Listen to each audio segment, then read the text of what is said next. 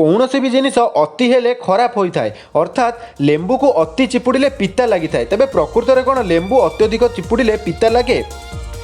आपण मैंने रास्ता कड़े हो पार्क रे हो यही भली योद्धा मानकर मूर्ति तो निश्चय देखिथिबे। तेबे एहा पछरे थिबा अजଣା रहस्यटी को जानिले आपण माने निश्चय आश्चर्य हेबे। आपण माने केबे भाबिचंती कि सापर दांत को विष केउठारु आसी थाए?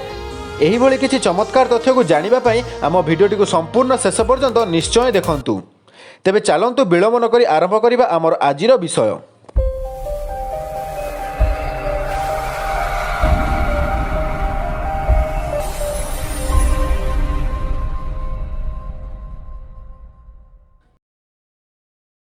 आपण माने कुंभीर तो निश्चय देखिथिबे, कईछ मध्य देखिथिबे। तेबे एबे गोटे काम करंतु, एही दुईटी को मिसेई दियंतु।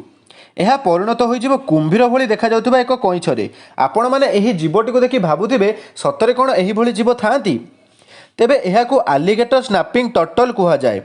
कुंभीर भली देखा जाउथिबा एही कईछटी पृथ्वीर सबुठारु यूनिक जीव मानक मध्यरु अन्यतम।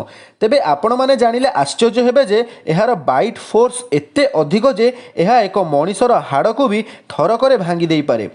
तेबे डरंतु नहीं, यह साधारणतः युक्तराष्ट्र अमेरिकार किछिटा अंचल रे ही देखा जाइथाए।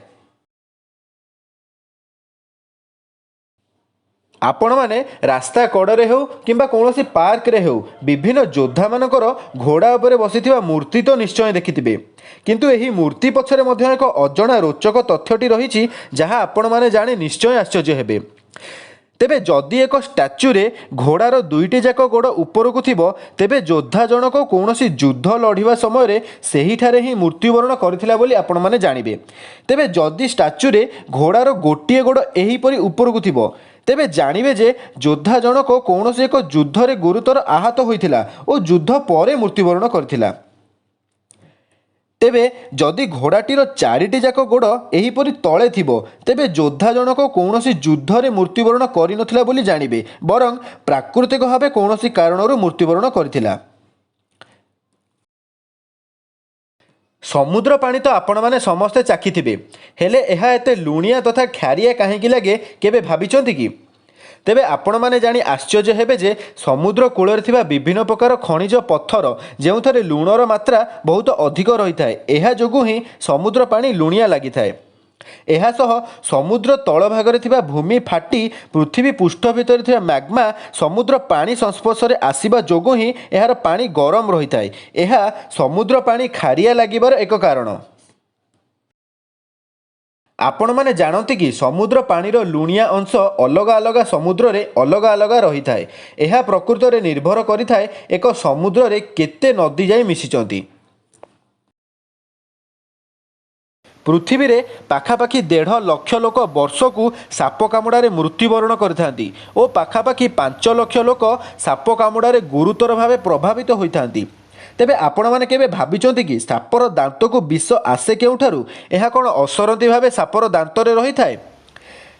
प्रकृत कथाटी हैला सापर दांत तले एक विषर ग्रंथि रहिछि। एही ठारु ही विष एक सरू नळी देई सापर दांत पर्यंत आसी थाए। तेबे केवल शत्रु सामना रे थिले ही सापर विष ग्रंथि उत्तेजित हुए और सही सरू नळी देई विष दांत जाए आसी थाए। तेबे एठारे अमेजिंग कथाटा हैला साप निजर शत्रुर आकार को देखिकी ही विषर परिमाण निर्णय करथाए। अर्थात शत्रुर आकार बड़ होइथिले अधिक विष और शत्रुर आकार छोट होइथिले कम विष प्रयोग करिथाए। एबे चलंतु आगको बढ़िबा और जानिबा हमर टॉप 1 फैक्ट विषय रे। जदि आपनको भिडियोटी भल लागुची भिडियोटी को लाइक करंतु और शेयर करंतु निज सांगमानक मध्य रे एवं एपर्यंत जदि आम चैनल को सब्सक्राइब करिना एबे ही सब्सक्राइब करी रखंतु एहीपरि आहुरी अनेक अजଣା फैक्ट्स जानिबा पाई।